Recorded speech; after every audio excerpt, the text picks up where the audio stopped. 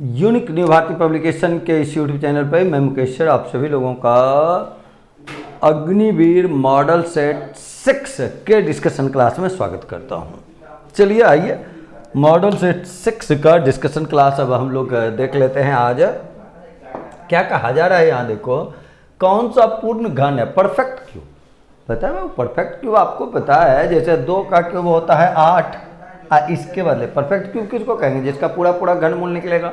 अगर इसका आप घनमूल निकालोगे तो ये देखो बाबू 8 के घनमूल कितने हो जाएंगे 2 और 3 जीरो के बदले 1 जीरो, देखो 20 आ रहा है। तो बोलो परफेक्ट क्यूब नंबर कौन है, 8 है। तो दिखते पता चल रहा है, उसके लिए तो कोई विशेष काम ही नहीं करना था यहाँ। चलो अगले क्वेश्चन में आ जाओ। कहता है 41 संख्याओं का औसत 63, 21 संख्याओं का भी औसत दे रहा है और अंतिम 21 का भी दे रहा है। तो 21 और 21 कितना 42 हो जाएगा। तो बोलो बाबू 21 और 21 42। तो 42 अगर देखो तो उसमें 21 गुना पहले करना होगा ये था ना, तो 21 को कॉमन ले लो तो 21 और इंटू देखो 61.5 और प्लस यहाँ क्या है बाबू 65.5।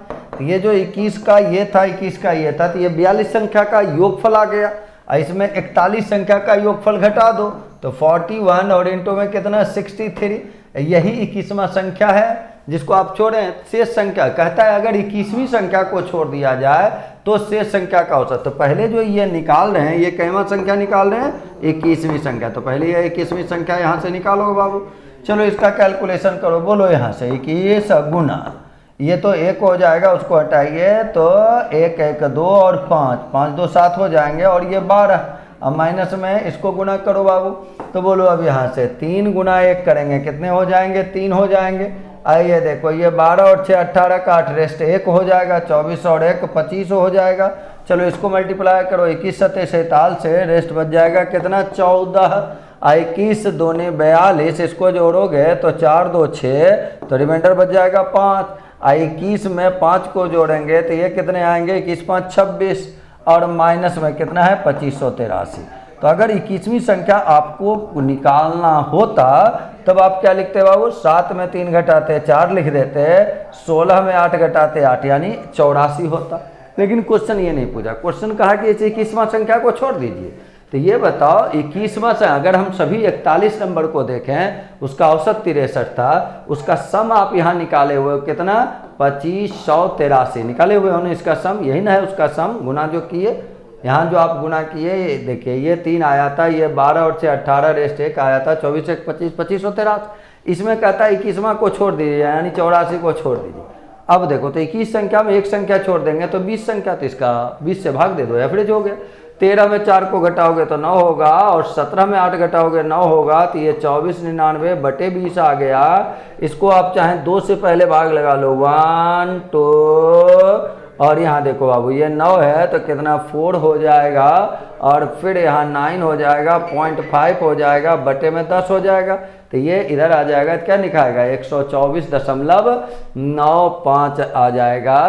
तो आंसर जो आपको लिखने हैं आ जाओ थोड़ा सा देख लेने दे। अच्छा 41 था तो यहाँ 40 लिखो बाबू, 40 यहाँ 20 नहीं कितने 40 होंगे। आ जाओ थोड़ा सा यहाँ सुधार कर लो बाबू, ये 40 से भाग लगाना है तो बोलो 4 से भाग लगाना है तो 4 से भाग लगाएंगे 6 बार में, फिर 4 से भाग लगाएंगे 2 बार में, 1 और 9 बचेगा तो 19 हो जाएगा, तो 4 चौके 16, फिर 3 और 0 हो जाएंगे तो 30, तो ये कितना बार में 7 बार में 28 और फिर कितना 5 बार में हो जाएगा 7 5 आ गया।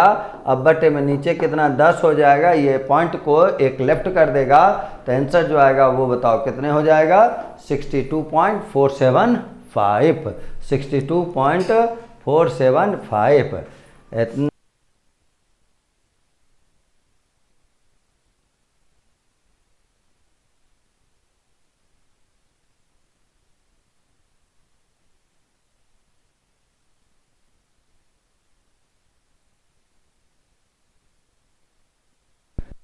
चलो बाबू आ जाओ। अब यहाँ से हम लोग देखें 1,60,000 रुपए की धनराशि 2 वर्ष के लिए 10% दर पर चक्रवृद्धि ब्याज कितना होगा ये निकालना है। ब्याज की गणना अर्धवार्षिक तौर पर होनी है, अर्धवार्षिक तौर पर होनी है। तो बोलो जो 10% रेट है वो क्या हो जाएगा 5%, आधा हो जाएगा। और 2 वर्ष में क्या छमाही, 4 छमाही हो जाएगा। यानी ये देखो ये 1,60,000 अब गुना करोगे, देखो 5% का मतलब यहाँ देखो अलग में कर देते हैं। 5% का मतलब क्या लिखना है, 105/100। इसको काटोगे क्या लिखोगे, 21/20। क्या बार करना है, 4 बार। तो बस ये कर लो, 21/20 के पावर में क्या करना है, 4। चलो ये देखो ये 16 पे 4 0 है, इंटू करो ये 20 पे, ये क्या निकाल रहे हो आप, अमाउंट निकाल रहे हो। तो ये 20 का अगर देखो तो 20 पे पावर में 4 करोगे तो बताओ बाबू क्या हो जाएगा, 16 पे 4 0 आ जाएगा ना। 21 गुना 21, 21 का पहले स्क्वायर करो, 21 का स्क्वायर क्या हो जाएगा, 441। 21 का स्क्वायर क्या हो जाता है, 441। और 441 को फिर आप मल्टीप्लाई कर सकते हो कितना से, 441 से। तो 441 गुना 441 अगर कर लेंगे तो 21 के पावर में 4 हो जाएगा।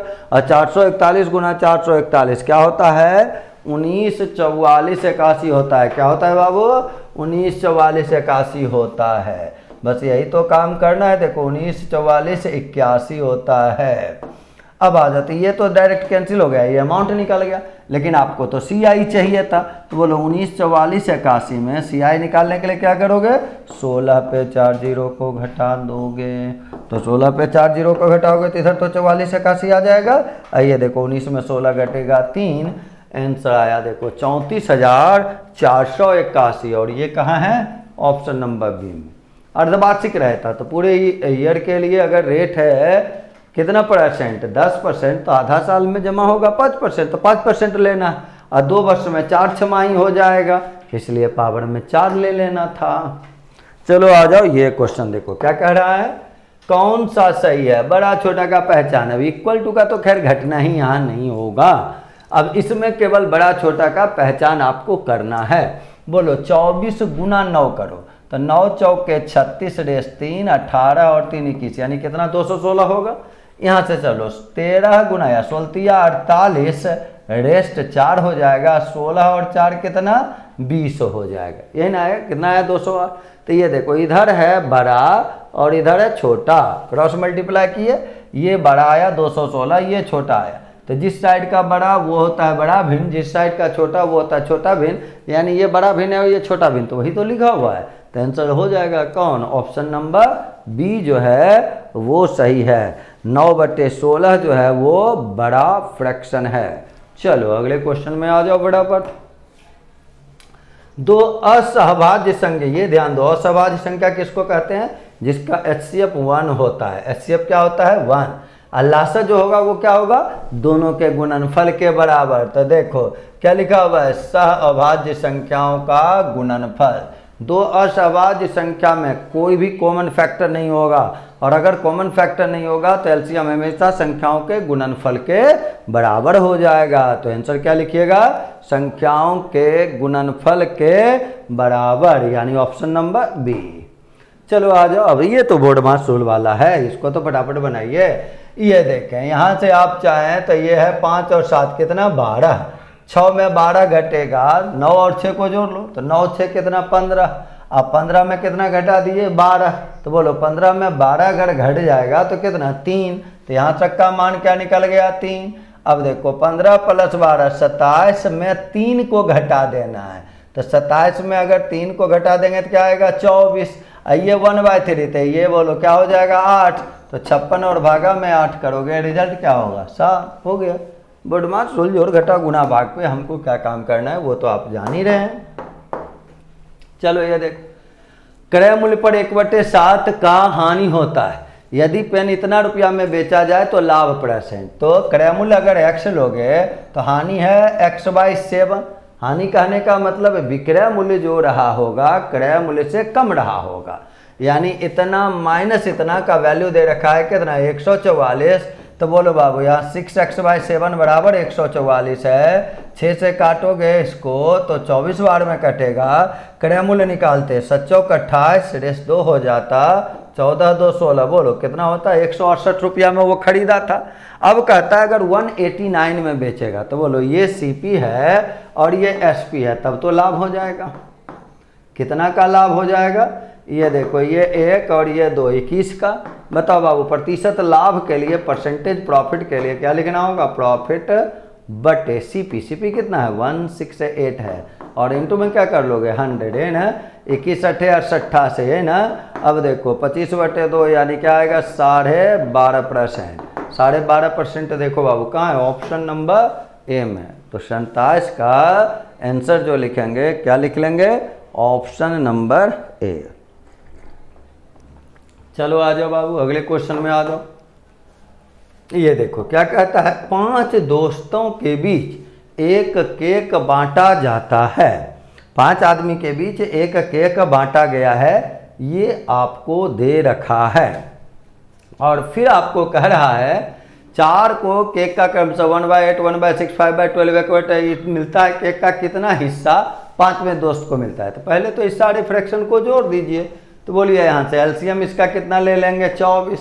8 से भाग लगाओगे, ये 3 हो गया, यहाँ 4 हो गया, ये 10 हो गया, और यहाँ क्या लिखोगे बाबू? 2 लिख लोगे। 10 2 12, 12 में 4 जोड़ोगे 16, 16 3 19/24 पार्ट बच गया, ये बट गया। तो 1 में घटा दीजिए। बोलिए 1 में अगर घटा देंगे तो कितना बचेगा? 5/24, और जो बचा हुआ है वही 5वां दोस्त को मिल जाएगा। तो आंसर क्या लिखिएगा? 1 - 19/24 यानी 5/24। आंसर लिखना है ऑप्शन नंबर बी। चलिए अगले क्वेश्चन की तरफ हम लोग आ जाएं, और इस क्वेश्चन को बनाएं 29 नंबर क्वेश्चन को। कहता है एक कार ड्राइवर को इतना मीटर की चाल से चलता है, उसके द्वारा 3 घंटे 20 मिनट में तय की गई दूरी। क्या बोलो? किलोमीटर में दिया हुआ। पहले ये बताओ कि अगर ये 15 मीटर पर सेकंड लिख रहा है तो किलोमीटर के लिए क्या लिखोगे? 18/5 हो गया किलोमीटर पर आवर। इसको देखो 3 घंटा 20 मिनट, तो 3 घंटा 20 मिनट को 20/60 यानी क्या लिखोगे? 1/3 हो गया। यही तो दूरी हो गया, चाल गुना समय। चलो कैंसिल करो फटाफट। 5 से ये कटा कितना बार में बाबू? 3 बार में। तो 3 × 18 × 3 × 9 1 10/3 करेंगे ना। तो 3 से 3 कट गया, 18 दहाँ के 180। ये देखो आंसर आया। करना कहाँ कुछ है, दूरी बराबर चाल गुना समय तो आप जान ही रहे हो।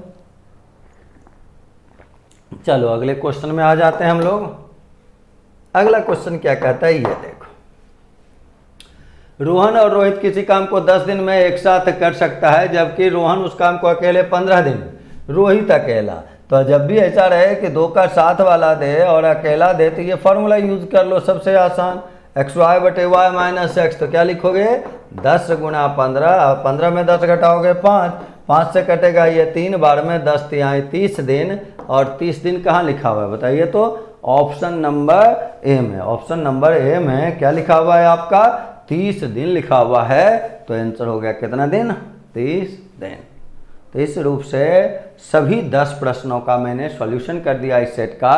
तो आप लोगों को पता है, आपको केवल एक काम करने हैं कि सेट प्रैक्टिस पर डे करना है। बुक में अगर सारे सेट आप बना लेते हैं तो लगभग सारे टाइप के क्वेश्चन को आप बना लेंगे। तो इस सेट को बारी बारी से पर डे एक सेट बनाते रहना है। उसमें जो दिक्कत होगा सॉल्यूशन उस बुक में दिया हुआ है, उसको देख के आप समझ सकते हैं। और कुछ समस्याएं और रह जाती हैं तो फिर हमारे साथ जुड़ के सेट डिस्कशन को देख के आप भली भांति उन सारी चीज़ों को समझ सकते हैं। और आपके एग्जामिनेशन के लिए बेस्ट ऑफ लक मैं पर डे देता जाता हूं कि आप इसी वर्ष अग्निवीर बने और भारत की रक्षा करें, साथ ही साथ अपने फ्यूचर को भी सिक्योर करें। हम लोग मिलते हैं फिर अगले डिस्कशन क्लास में।